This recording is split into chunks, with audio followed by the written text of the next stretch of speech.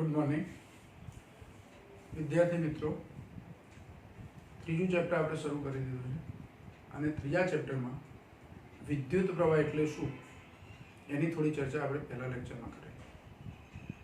આજે આપણે ઓહમનો નિયમ શીખીશું. 10મા ધોરણમાં પણ તમે ઓહમનો નિયમ શીખેલા છો. એ જ નિયમ અહીંયા આપણે રિપીટ કરવાનો છે. એટલે આજનો આપણો પ્રશ્ન છે ઓહમનો નિયમ.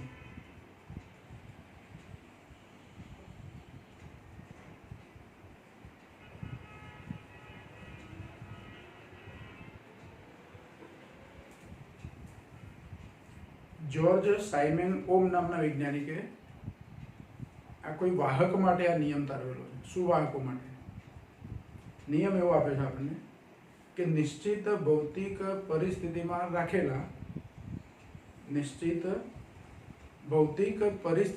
રાખેલા વાહકમાંથી જ્યારે પ્રવાહ વહેતો હોય ત્યારે તેના બે છેડા વચ્ચેનો વિદ્યુત સ્થિતિમાનનો તફાવત એ તેમાંથી વહેતા વિદ્યુત પ્રવાહના સમપ્રમાણમાં હોય છે. આ એનું વિધાન છે.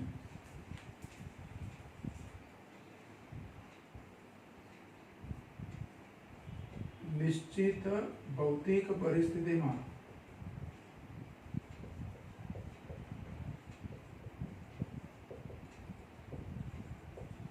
રાખેલા વાહકમાંથી જ્યારે પ્રવાહ વહેતો હોય ત્યારે તે વાહકના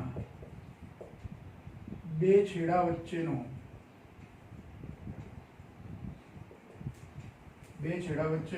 વિદ્યુત સ્થિતિમાનનો તફાવત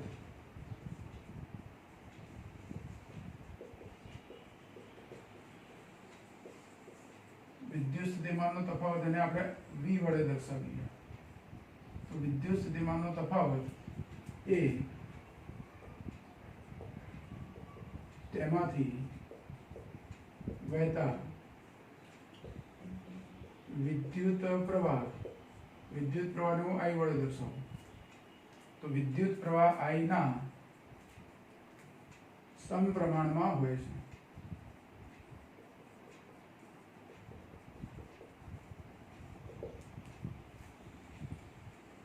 એનો નિયમ છે ઓહમનો નિયમ.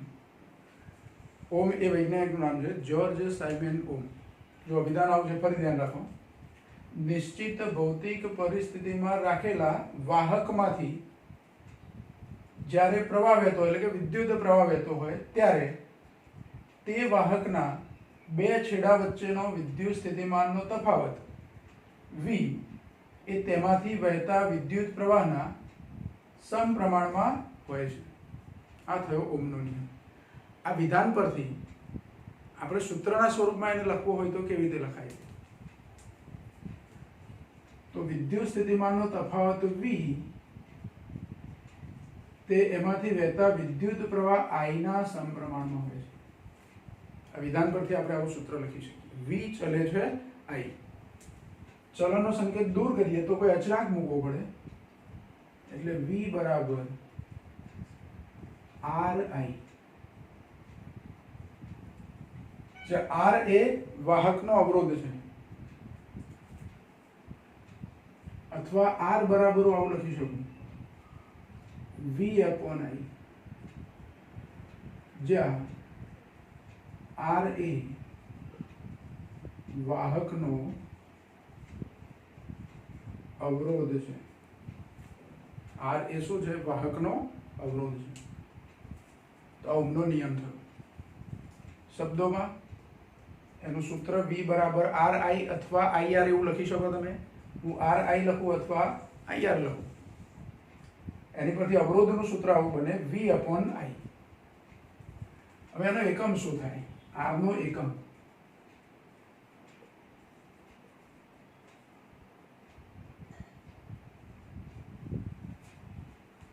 તો R નો એકમ એ V અને I ના એકમ પરથી બને. એટલે વોલ્ટ પર એમ્પિયર. V એ શું છે અહીંયા? તો અવરોધના બે છેડા વચ્ચેનો વિદ્યુત સ્થિતિમાનનો તફાવત છે. અને I એ આપેલા અવરોધમાંથી વહેતો પ્રવાહ છે. તો એનો એક એકમ થાય વોલ્ટ પર એમ્પિયર. વોલ્ટ પર એમ્પિયર ગુજરાતીમાં લખીએ શબ્દોમાં તો વોલ્ટ પર એમ્પિયર.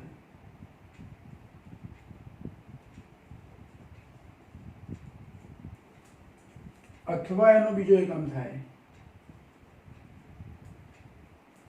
જ્યોર્જ સાયમન ઓમ. એના નામ પરથી પણ આપણે આના અવરોધના એકમને ઓમ તરીકે લખીએ છીએ. એટલે એનો બીજો એકમ છે ઓમ, જેને ઓમેગા સંજ્ઞા વડે દર્શાવાય છે.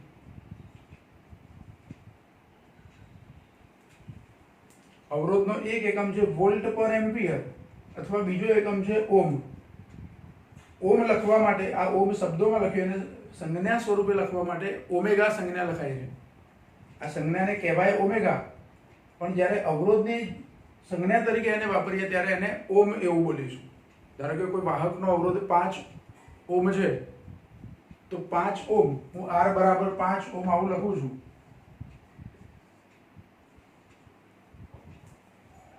તો આને ઓમેગા નહીં બોલવાનું. વાસ્તવમાં ગ્રીક આલ્ફાબેટ જેમ alpha, beta, theta, gamma, delta એ બધા જે ગ્રીક આલ્ફાબેટ છે એવો જ એક આ ગ્રીક આલ્ફાબેટ છે. પણ અહીંયા એને એ ગ્રીક આલ્ફાબેટ આ ઓમેગા છે, પણ એને ઓમેગા એવું અહીંયા નહીં બોલીએ આપણે. અવરોધના એકમ તરીકે એને ઓમ બોલીશું. શું બોલીશું? ઓમ. એટલે અવરોધના બે એકમોમાં એક એકમ છે વોલ્ટ પર એમ્પિયર અને બીજો એકમ છે ઓમ. હવે એનું પારિમાણિક સૂત્ર આપણે લખવું છે. અવરોધનું પારિમાણિક સૂત્ર એટલે કે R નું પારિમાણિક સૂત્ર. તો એનું પારિમાણિક સૂત્ર કેવી રીતે લખાય? તો ઓમ પરથી સીધું યાદ ના રહે તો આપણે અહીંયા વોલ્ટ પર એમ્પિયર એની પરથી લખીશું. હવે વોલ્ટ એટલે શું લખાય? જુઓ અહીંયા બાજુમાં હું લખું છું પહેલા વોલ્ટ પર એમ્પિયર. વોલ્ટ એટલે જૂલ પર કુલમ લખાય અને એમ્પિયર તો ખરા જ. આ વોલ્ટ છે એની જગ્યાએ શું લખાય? જૂલ પર કુલમ. વિસ્થિતિમાનનો તફાવત છે. જૂલ પર કુલમ ને પાછા એમ્પિયર. હવે કુલમ એટલે શું થાય? તો એમ્પિયર ઇન્ટુ સેકન્ડ. એટલે જૂલ પર એમ્પિયર ઇન્ટુ સેકન્ડ ને આ બીજા એમ્પિયર એટલે એમ્પિયર સ્ક્વેર થઈ જાય.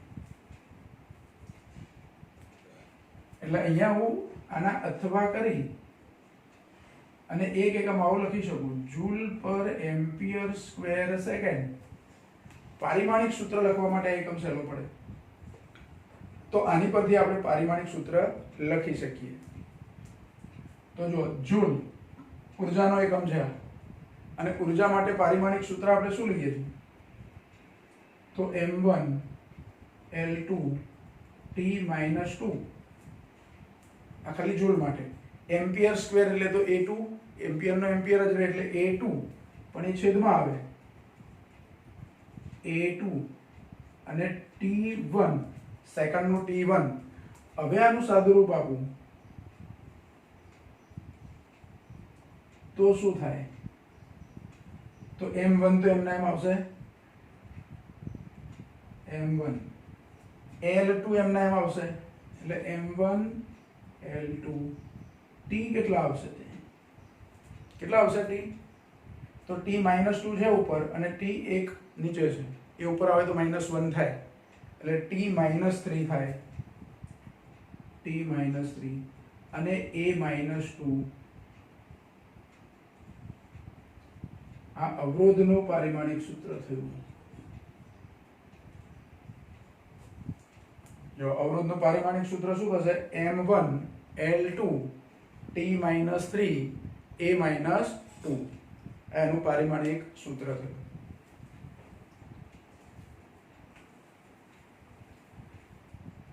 ખાસ ધ્યાન રાખો, ઓહમનો નિયમ એ અમુક વાહકો માટે છે. બધા દ્રવ્યો માટે ઓહમના નિયમનું પાલન થતું નથી. એટલે કે બધા જ દ્રવ્યો, વ્યવહારમાં જેટલા દ્રવ્યો છે બધા દ્રવ્યો ઓહમના નિયમનું પાલન કરતા નથી. સુવાહક પદાર્થો, અને એ પણ અમુક નિશ્ચિત ભૌતિક પરિસ્થિતિમાં.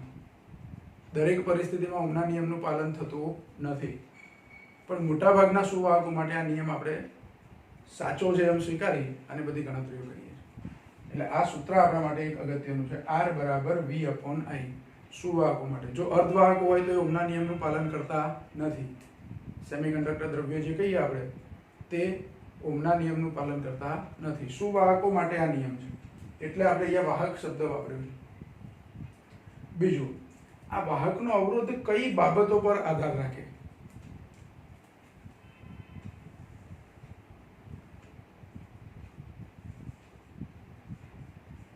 વાહકનો અવરોધ કઈ બાબતો પર આધાર રાખે છે?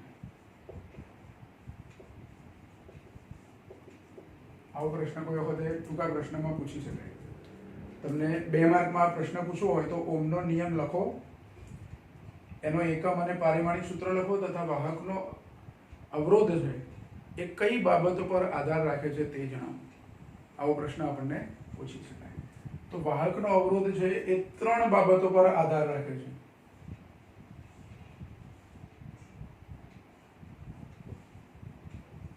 વાહકનો અવરોધ 3 બાબતો પર આધાર રાખે છે. પહેલું, વાહકની જાત પર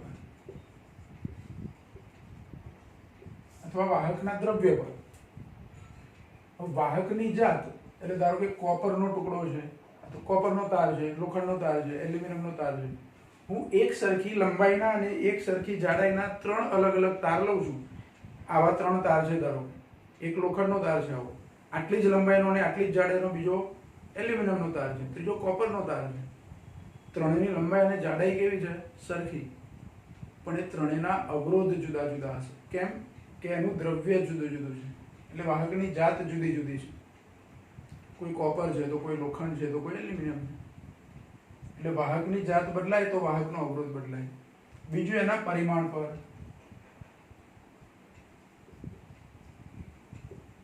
વાહકના પરિમાણ પર. પરિમાણ શબ્દ છે એટલે એના ડાયમેન્શન, પરિમાણ. વાહકના પરિમાણ એટલે એની લંબાઈ થઈ, એની જાડાઈ થઈ, એના પર. ધારો કે મારી જોડે 3 તાર છે, ત્રણેય કોપરના છે. હવે બીજી વાત સમજો, ત્રણેય તાર કોપરના છે પણ ત્રણેય તારની લંબાઈ જુદી જુદી છે, જાડાઈ હું સરખી લઉં. એક તાર છે 10 સેન્ટીમીટરનો છે, બીજો 15 સેન્ટીમીટર છે, ત્રીજો 20 સેન્ટીમીટર છે. ત્રણેય કોપરના એટલે જાત એક જ થઈ ગઈ, પણ ત્રણેયની લંબાઈ જુદી જુદી લીધી. અને એના અવરોધ તમે માપો તો એ ત્રણેયના અવરોધ પણ કેવા હશે? જુદા જુદા હશે. એટલે કે પરિમાણ પર એનો આધાર છે. પછી 3 તાર, એક જ જાતના 3 તાર છે સરખી લંબાઈના, પણ ત્રણેયની જાડાઈ જુદી જુદી છે. એક એકદમ પાતળો તાર છે, બીજો મધ્યમ જાડાઈનો, ત્રીજો વધારે જાડાઈનો છે. લંબાઈ બધાની કેવી? સરખી. દ્રવ્ય બધાનું એક જ, છતાં પણ એ ત્રણેયનો અવરોધ કેવો હશે? જુદો જુદો. એટલે વાહકનો અવરોધ એ વાહકના પરિમાણ પર પણ આધાર રાખે છે. અને ત્રીજું છે વાહકના તાપમાન પર, એટલે કે તાપમાન પર. મારી જોડે 2 કોપરના તાર છે સરખી જાડાઈ અને સરખી લંબાઈના. એકને રૂમ ટેમ્પરેચર પર રાખીએ અને બીજાનું તાપમાન રૂમ ટેમ્પરેચર કરતાં વધારે છે, ધારો કે 70 કે 80 ડિગ્રી તાપમાન છે. એકનું તાપમાન છે 25 ડિગ્રી અને બીજાનું તાપમાન છે 70 ડિગ્રી. બંને તાર કેવા છે? કોપરના. પરિમાણ કેવા બંનેના? સરખા. પણ બેનું તાપમાન કેવું? જુદું જુદું. તો પણ એ બેનો અવરોધ કેવો હશે? જુદો જુદો. એટલે કે જુદા જુદા તાપમાને એક જ વાહકનો અવરોધ બદલાયા કરે છે. તાપમાન બદલાય તેમ એનો અવરોધ શું થાય? બદલાય. એટલે વાહકનો આ પોઈન્ટ ખાસ યાદ રાખજો. વાહકનો અવરોધ 3 બાબતો પર આધાર રાખે છે.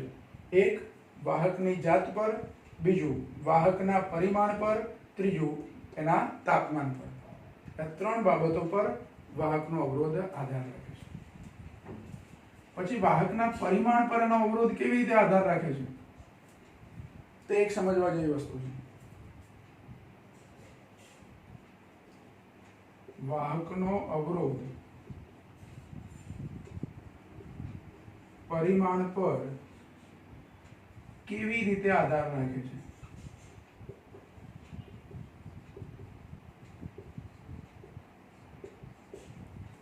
એના પરિમાણ પર એનો આધાર કેવો છે? હું વાહકની લંબાઈ વધારું, બે ટુકડા લો, એક 10 સેન્ટીમીટર અને બીજો 20 સેન્ટીમીટર, તો પહેલા ટુકડા કરતાં બીજા ટુકડાની લંબાઈ વધારે છે. લંબાઈ વધારે હોય તો અવરોધ વધે કે ઘટે? એ જ રીતે એની જાડાઈ પર એના અવરોધનો આધાર કેવો છે?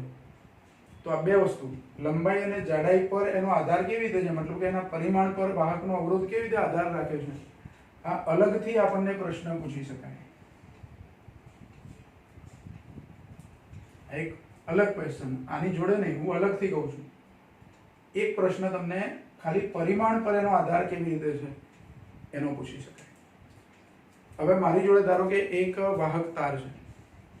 જો બુકમાં આપણને જે વાહક તાર આપ્યો છે આકૃતિ દોરીને, એ લંબઘન આકારમાં આપ્યો છે. કયા આકારમાં આપ્યો છે? લંબઘન આકાર. લંબઘન આકાર એટલે તમને ખબર હશે,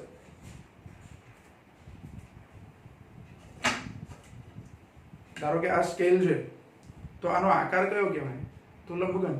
આમ પાતળી છે થોડી, પણ આ સ્કેલ, આ એની લંબાઈ, આ એની પહોળાઈ અને આ એની જાડાઈ, એટલે આનો આકાર કેવો થયો? લંબઘન. એનો એક આડછેદ અથવા એક છેડો તમે જુઓ તો કેવો દેખાય? તો લંબચોરસ જેવો. કયો આકાર છે? લંબચોરસ. એટલે જે વાહકનો આડછેદ લંબચોરસ આકારનો હોય અને છેક સુધી બધી સરખી જાડાઈ છે, તો આ લંબઘન આકાર થયો. અથવા ડસ્ટર જેવો આકાર. લંબઘન આકારમાં આપણને ખબર છે કે બુકમાં આપણને લંબઘન આકારનો તાર આપ્યો છે. તમે નળાકાર આકાર પણ લઈ શકો. આ મારી જોડે પેન છે, એનો આકાર કયો થયો? તો નળાકાર આકાર છે. તો આપણી જોડે ધારો કે એક વાહક તાર છે, જે આકારનો હોય તે, હું નળાકાર આકાર લઉં છું. બુકમાં આપણને લંબઘન આકાર આપેલો છે. નળાકાર આકારનો એક વાહક તાર છે મારી જોડે.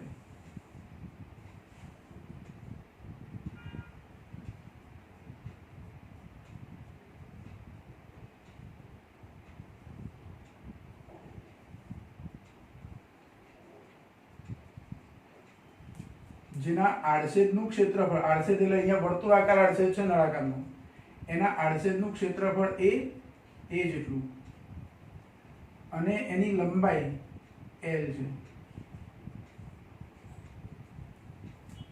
આપણી જોડે જે આ નળાકાર વાહક તાર છે, ત્યાં નાખો, મેં નળાકાર લઉં છું, બુકમાં તમને લંબઘન આકાર આપ્યો છે, તમે થિયરી લખો એ વખતે એ લંબઘન આકારનો વાહક બતાવી શકો, અને બુકમાં જેવું બતાવો તો ચાલે. મેં સહેજ જુદો બતાવું છું, પણ આ જે નળાકાર વાહક તાર છે એની લંબાઈ L અને આડછેદનું ક્ષેત્રફળ A જેટલું છે, અને ધારો કે આનો અવરોધ R જેટલો છે. અવરોધ કેટલો છે? R જેટલો. આનો અવરોધ R છે. આના બે છેડા વચ્ચેનો વિસ્થિતિમાનનો તફાવત V જેટલો છે. આ વાહક તાર સાથે ધારો કે બાહ્ય પરિપથમાં હું બેટરી જોડું V વોલ્ટ નહીં, તો આના બે છેડા વચ્ચેનો PD, બે છેડા વચ્ચેનો PD કેટલો છે? V. PD એટલે પોટેન્શિયલ ડિફરન્સ, વિસ્થિતિમાનનો તફાવત V છે. અને આમાંથી વહેતો પ્રવાહ I જેટલો છે. કેટલો પ્રવાહ વહે છે? I જેટલો, બેટરી જોડી હોય ત્યારે. તો આપેલા વાહક માટે અવરોધનું સૂત્ર શું થાય? તો R બરાબર V/I. આપેલા વાહક માટે અવરોધનું એક સૂત્ર આવું થાય. આના બે છેડા વચ્ચેનો વિસ્થિતિમાનનો તફાવત V છે, એમાંથી વહેતો પ્રવાહ I જેટલો છે, તો એ વાહકનો અવરોધ R બરાબર V/I, ઓહમના નિયમ પ્રમાણે. હવે આ જે દ્રવ્યનો તાર છે, ધારો કે આ કોપરનો તાર છે, મારી જોડે આવો બીજો પણ એક કોપરનો તાર છે, જેની આડછેદનું ક્ષેત્રફળ આના જેટલું જ, એટલે કે આટલી જ જાડાઈનો અને આટલી જ લંબાઈનો. એવા કેટલા તાર મારે લેવાના? બે તાર લેવાના. એના પરિમાણ પર કેવી રીતે આધાર છે એ સમજવા માટે આને ધારો કે આકૃતિ A કહી દઈએ આપણે. હવે મારી જોડે આવા બે તાર છે,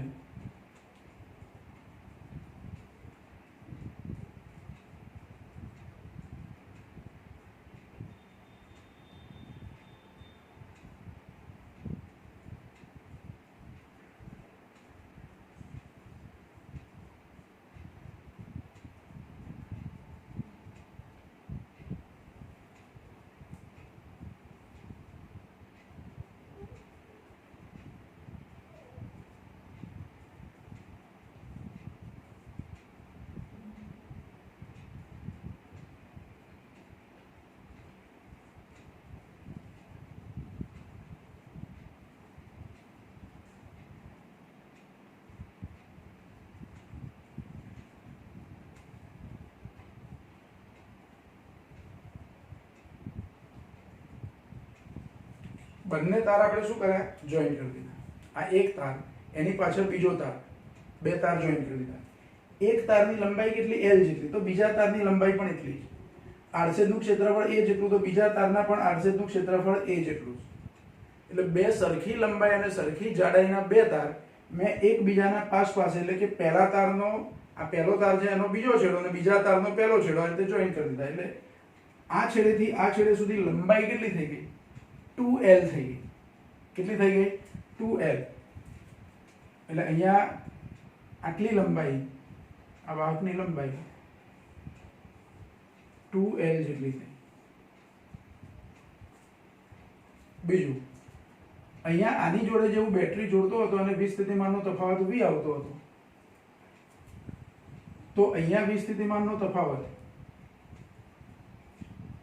આટલી લંબાઈમાં L લંબાઈ દીઠ વીજ સ્થિતિમાનનો તફાવત A જેટલું આડછેદ હોય, તો અહીંયા V છે, અહીંયા વીજ સ્થિતિમાનનો તફાવત V છે. એટલે કુલ વીજ સ્થિતિમાનનો તફાવત કેટલો થાય? તો 2V જેટલો થાય. કુલ વીજ સ્થિતિમાનનો તફાવત કેટલો થાય? 2V જેટલો થાય.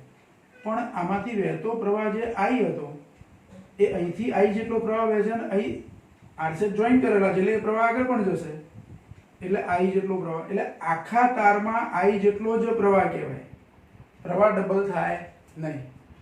પ્રવાહ તો જેટલો હોય તેટલો જ રહેશે, પણ વીજ સ્થિતિમાનનો તફાવત 2V જેટલો થઈ ગયો. કેટલો થઈ ગયો? 2V જેટલો. હવે ધારો કે આ સળંગ એક જ તાર જેવું ગણી લઉં અને એનો અવરોધ RC હોય, એનો અવરોધ RC હોય, તો RC નું સૂત્ર હું શું લખી શકું? અહીં ધ્યાન રાખજો કે 2L લંબાઈના વાહકનો અવરોધ RC હોય તો RC બરાબર સૂત્ર શું થાય? તો ઓહમના નિયમ પ્રમાણે R બરાબર V upon I, પણ અહીંયા વીજ સ્થિતિમાનનો તફાવત મારે V નહીં લેવાનો, પણ કેટલો લેવાનો? 2V લેવાનો. કેટલો લેવાનો? 2V upon વીજ સ્થિતિમાનનો સોરી પ્રવાહ વહે છે કેટલો છે? તો I. પણ V upon I, આ તાર માટે V upon I એટલે મૂળ અવરોધ R છે, તો જવાબ થયો 2R. RC બરાબર. જો આવું કેમ થયું? તો એક તારને બદલે કેટલા તાર જોઈન કરી દીધા આપણે? બે. લંબાઈ કેવી કરી દીધી? ડબલ. અહીં લંબાઈ હતી એના કરતા લંબાઈ કેવી છે? ડબલ. તો અવરોધ પણ કેવો થઈ ગયો? મૂળ જે અવરોધ હતો એક તારનો એના કરતા અવરોધ કેવો થઈ ગયો? ડબલ થઈ ગયો. લંબાઈ વધારી તો અવરોધ વધી ગયો. એનો મતલબ કે અવરોધ એ લંબાઈના સમપ્રમાણમાં છે. તમે કોઈ વાહક તારની લંબાઈ વધારો, 1 મીટરને બદલે 2 મીટર લંબાઈનો તાર લો, એટલી જ જાડાઈનો, તો 2 મીટર લંબાઈના તારનો અવરોધ વધારે હોય. કેમ કે એની લંબાઈ વધારે છે. એટલે લંબાઈ વધે તેમ વાહકનો અવરોધ વધે. કયું પ્રમાણ થયું? સમપ્રમાણ. માટે R ચલે છે L. આ એક પરિણામ મળે આપણને. લંબાઈ ડબલ કરવામાં આવે છે તો વાહકનો અવરોધ પણ ડબલ થાય છે. એટલે કે લંબાઈ વધારવામાં આવે છે તો વાહકનો અવરોધ વધે છે. આ એક હકીકત. બીજું, મેં બે તાર આ રીતે જોડ્યા છે, એને બદલે આ એક જ તાર હવે લેવાનો અને એને વચ્ચેથી આમ કાપી નાખવાનો. એટલે હવે એક જ તાર લઈ L લંબાઈનો જે તાર હતો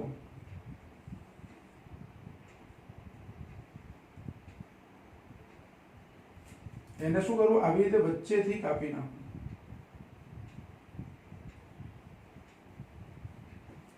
તો શું ઓછું થયું? લંબાઈ ઓછી થઈ ગઈ કે જાડાઈ ઓછી થઈ ગઈ?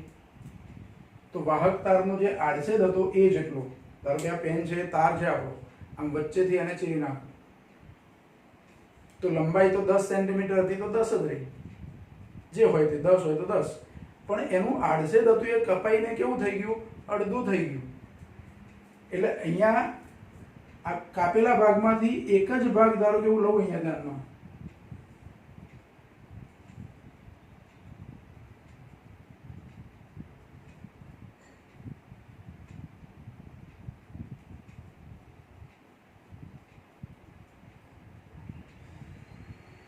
તો આડછેદનું ક્ષેત્રફળ હવે થઈ ગયું a/2। અહીંયા જે આડછેદનું ક્ષેત્રફળ કેટલું હતું તારનું, એ જેટલું, વચ્ચેથી કાપી નાખ્યો તારને, લંબાઈ તો એટલી જ રહી, એટલે લંબાઈમાં આપણે ચેન્જ કર્યો નથી, જાડાઈમાં ચેન્જ કર્યો, એટલે કે આડછેદનું ક્ષેત્રફળ આપણે ઘટાડ્યું। હવે આ તાર, સમગ્ર તારમાંથી વહેતો પ્રવાહ I જેટલો હતો, પણ આમ વચ્ચેથી કાપી નાખ્યો એટલે આમાં અડધો પ્રવાહ જ અહીંયા વહેતો હશે, અડધો પ્રવાહ જે વહેતો હતો એ ભાગ આપણે કાઢી નાખ્યો છે, એટલે આમાં પ્રવાહ મને કેટલો મળે, I/2, અને બે છેડા વચ્ચેનો v સ્થિતિમાનનો તફાવત તો લંબાઈ એની છે એટલે v જેટલો રહેશે। અને આનો નવો અવરોધ, ધારો કે આ આકૃતિ દોરી છે એને b કહી દઉં અને આ આકૃતિને હું c કહી દઉં, તો આકૃતિ c પ્રમાણે નવો અવરોધ ધારો કે r' હોય,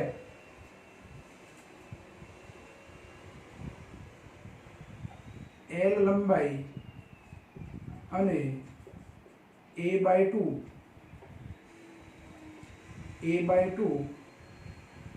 આડછેદવાળા તારનો અવરોધ r' હોય તો, જો આ અવરોધ r' હોય તો હું શું લખી શકું, r' બરાબર, હવે r બરાબર v/I સૂત્ર પ્રમાણે અહીંયા v તો v જ રાખવાના છે, v તો એટલા જ રાખવાના છે, પણ પ્રવાહ કેટલો લખવાનો છે મારે, I ને બદલે I/2, એટલે છેદમાં I ને બદલે મારે શું લખવાનું, I/2, એટલે આ છેદનો છેદ ક્યાં જતો રહે, અંશમાં, એટલે 2v/I r' બરાબર, તો r' બરાબર થઈ જાય 2r, કારણ કે v/I બરાબર અહીંયા આપણે લીધું છે આ મૂળ તાર માટે, તો આ બીજું પરિણામ મળ્યું આપણને।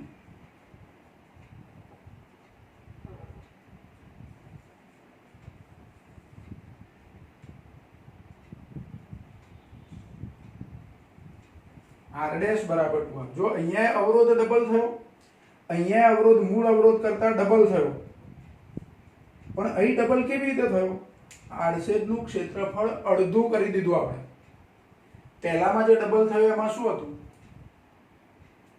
આમાં અવરોધ ડબલ કેમ થયો, તો લંબાઈ l ને બદલે આપણે શું કરી દીધેલી, 2l, v તો એના જ હતા, પ્રવાહ પણ એટલો જ વહેતો હતો, અહીં એક તારમાં v હતા, પણ અહીંયા એને બદલે 2l લંબાઈ કરી એટલે 2v થઈ ગયા, l જેટલી લંબાઈ હોય તો v હોય, તો 2l લંબાઈમાં સ્થિતિમાનનો તફાવત 2v થાય, એટલે અવરોધ ડબલ થયો, એટલે લંબાઈ ડબલ કરી એટલે અવરોધ ડબલ થઈ ગયો, તો પરિમાણ પર અવરોધનો આધારે લંબાઈનું સમપ્રમાણ લીધું, ડબલ એટલે ડબલ એટલે સમપ્રમાણ, વધે તો વધે ને ઘટે તો ઘટે એટલે સમપ્રમાણ।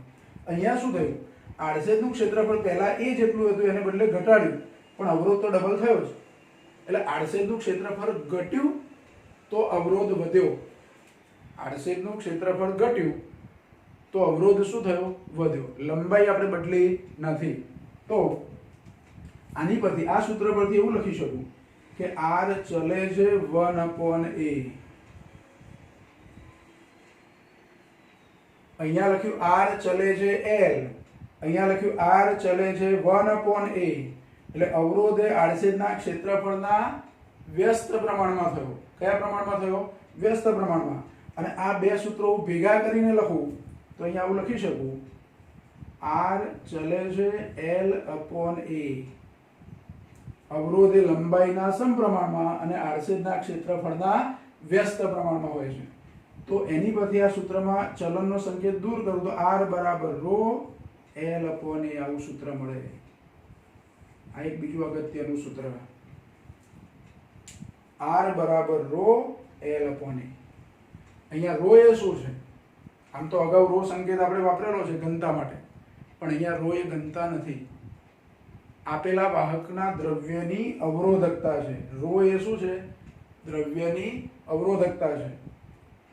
પછી જો આ બોર્ડ ઊભું છે અને ફરી આગળ થોડું અવરોધકતા વિશે આપણે જાણ લખીએ, બરાબર, પહેલા આટલું તમારે લખી દેવાનું।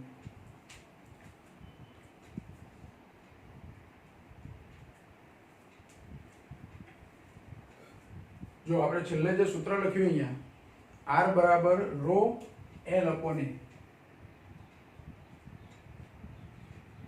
r બરાબર ρ l/a, જ્યાં રો એ શું છે તો વાહકના દ્રવ્યની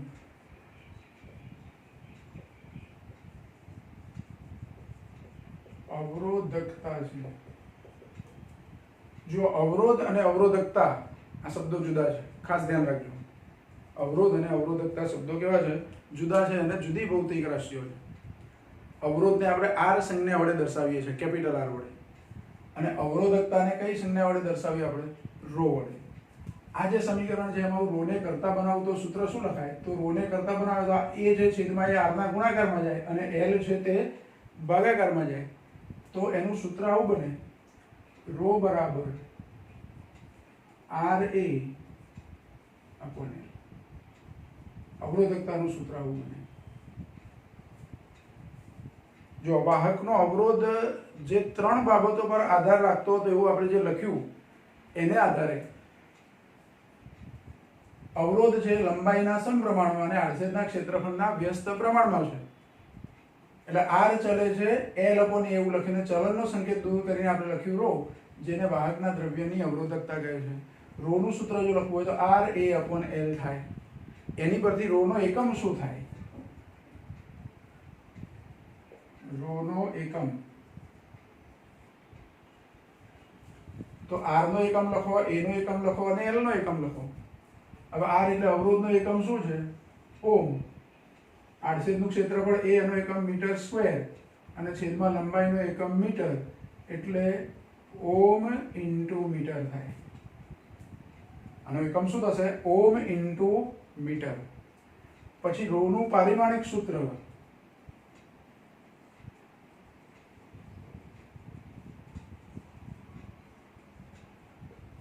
રો નું પારિમાણિક સૂત્ર શું થશે? તો અવરોધનું પારિમાણિક સૂત્ર ગુણ્યા લંબાઈનું પારિમાણિક સૂત્ર. હવે અવરોધનું પારિમાણિક સૂત્ર હમણાં જ આપણે લખ્યું હતું. કયું સૂત્ર હતું? તો m1 l2 t-3 a-1. આવું સૂત્ર લખેલું. m1 l2 t-3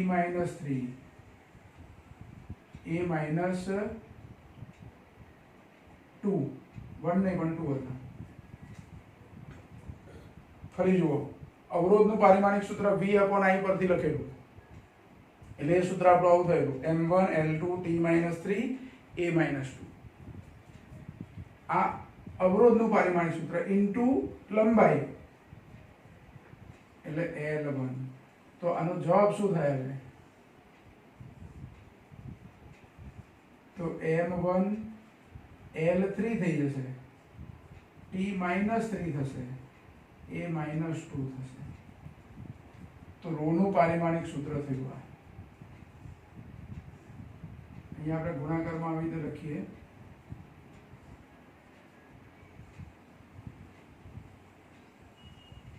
એટલે બેના સૂત્રો અલગ છે એવું દેખાય. અવરોધનું પારિમાણિક સૂત્ર ગુણ્યા લંબાઈનું પારિમાણિક સૂત્ર, એટલે એનું સાદું રૂપ આવું થાય m1 l3 t-3 a-2. તો અવરોધકતાનું પારિમાણિક સૂત્ર થયું.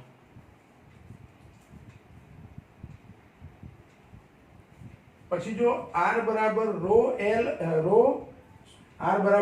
l અપોન a પરથી આ જે સૂત્ર લખ્યું આપણે એમાં રો અને r મારે સરખા કરવા હોય તો શું કરવું પડે? ધારો કે અહીંયા હું a બરાબર 1 મીટર સ્ક્વેર લઉં અને l બરાબર 1 મીટર લઉં તો રો બરાબર r થઈ જાય. જો આવું લઉં તો રો બરાબર r થાય. એટલે શું કરવાથી રો અને r સરખા થયા? તો આડછેદનું ક્ષેત્રફળ 1 એકમ અને લંબાઈ 1 મીટર લીધી, એટલે કે 1 એકમ લીધી, તો જે અવરોધ હોય તે જ અવરોધકતા કહેવાય. એની પરથી રો ની વ્યાખ્યા આપી શકીએ આપણે. અવરોધકતાની વ્યાખ્યા તો એકમ લંબાઈ અને વ્યાખ્યા આવી લખીશું આપણે, એકમ લંબાઈ અને એકમ આડછેદનું ક્ષેત્રફળ ધરાવતા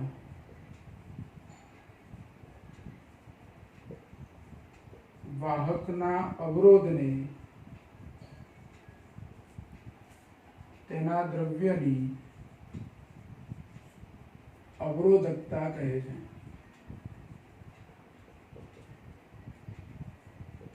આવી વ્યાખ્યા લખી શકાય. બુકમાં આપણને આપી નથી પણ આ વ્યાખ્યા આપણે લખી શકીએ. જો કેવી રીતે લખી વ્યાખ્યા? લંબાઈ એકમ લીધી, આડછેદનું ક્ષેત્રફળ એકમ એટલે કે 1 એકમ લીધું. તો એકમ લંબાઈ અને એકમ આડછેદનું ક્ષેત્રફળ ધરાવતા વાહકના અવરોધને, અવરોધ એટલે જે અવરોધ હોય એને એની શું કહેવાય? અવરોધકતા કહેવાય. અને અવરોધકતા છે એ મુખ્ય બે બાબતો પર આધાર રાખે. અહીંથી આડછેદનું ક્ષેત્રફળ અને લંબાઈ એકમ લઈ લીધા એટલે અવરોધકતા પરિમાણથી સ્વતંત્ર થઈ ગઈ. અવરોધકતા પરિમાણથી શું થઈ ગઈ? સ્વતંત્ર થઈ ગઈ. તો અવરોધકતા પરિમાણથી સ્વતંત્ર થઈ તો હવે કઈ બાબતો પર આધાર રાખે? તો અવરોધ જે 3 બાબતો પર આધાર રાખતો હતો એમાંથી એક બાબત ઓછી કરી દેવાની. અવરોધમાં 3 બાબતો કઈ હતી? તો વાહકની જાત પર, બીજું હતું વાહકના પરિમાણ પર અને ત્રીજું હતું તાપમાન પર. તો વાહકના પરિમાણ પર જે અવરોધનો આધાર હતો એ અહીંયા નહીં લખવાનો. અવરોધકતા પરિમાણ પર આધાર રાખતી નથી એટલે બે જ બાબતો પર આધાર રાખે છે. તો એ પણ લખીએ અહીંયા કે વાહકની અવરોધકતા એક વાહકની જાત પર અને બીજું વાહકના તાપમાન પર આધારિત છે.